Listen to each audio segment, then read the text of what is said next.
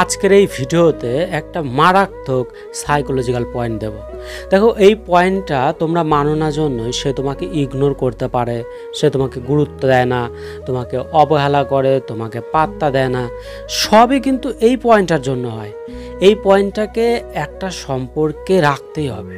তুমি যদি কাউকে ভালোবেসে থাকো, খুব ভালো, তার সাথে চিরজীবন থাকতে চাও, তুমি চাইছো সে তোমাকে প্রচুর ভালোবাসুক, তুমি যেরকমটা ভালোবাসছো সেও তোমাকে ততটাই ভালোবাসুক, তাহলে এই পয়েন্টটা রাখতেই হবে।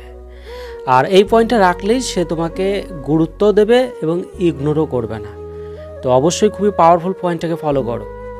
নোটিস দেন রিপ্লেস, খুবই পাওয়ারফুল পয়েন্ট বন্ধুরা।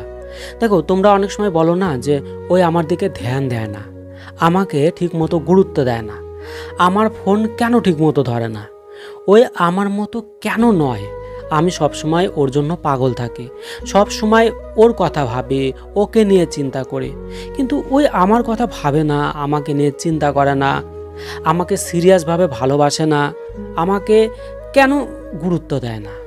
তো এইরকম চিন্তা প্রত্যেকের মধ্যেই থাকে, এরকম ভাবনা প্রত্যেকের মধ্যে আসে। তো দেখো, এই পয়েন্টটা তোমরা মানো না জন্যই এই ধরনের সমস্যা তোমার সম্পর্কে তৈরি হয়। তুমি যদি প্রত্যেক দিন, প্রত্যেক মুহূর্তে নোটিস দেন রিপ্লেস এই পয়েন্টটাকে অ্যাপ্লাই করে চলো, তাহলে তোমার ভালোবাসার মানুষটা তোমাকে গুরুত্ব দেবে। তুমি যে পরিমাণে ওকে গুরুত্ব দাও, সেও তোমাকে ঠিক সেম পরিমাণে গুরুত্ব দেবে। দেখো, এই পয়েন্টের মানে হচ্ছে তোমার সাথে সে যেই রকম করে, যেই রকম অ্যাক্টিভিটি, যেই রকম ভাবভঙ্গি, যেই রকম ব্যবহার, যা কিছু করে, সেইটাকে না তোমাকে ফলো করতে হবে।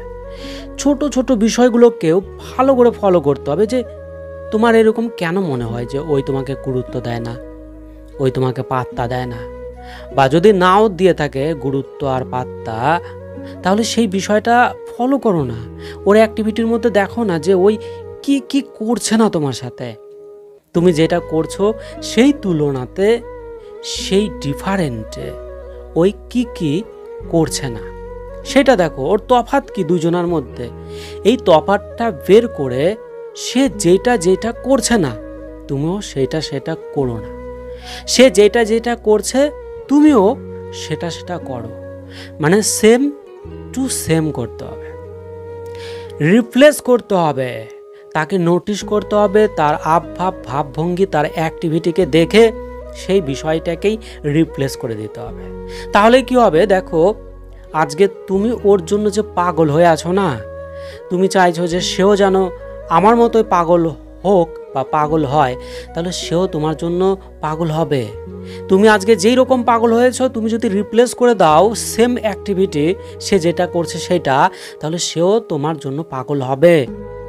সে আজকে যে পরিমাণে খুশিতে চলছে, যে হ্যাপি জীবন কাটাচ্ছে, যেভাবে খুশি ঘুরে বেড়াচ্ছে, সেই খুশিতে তুমিও ঘুরে বেড়াতে পারবে।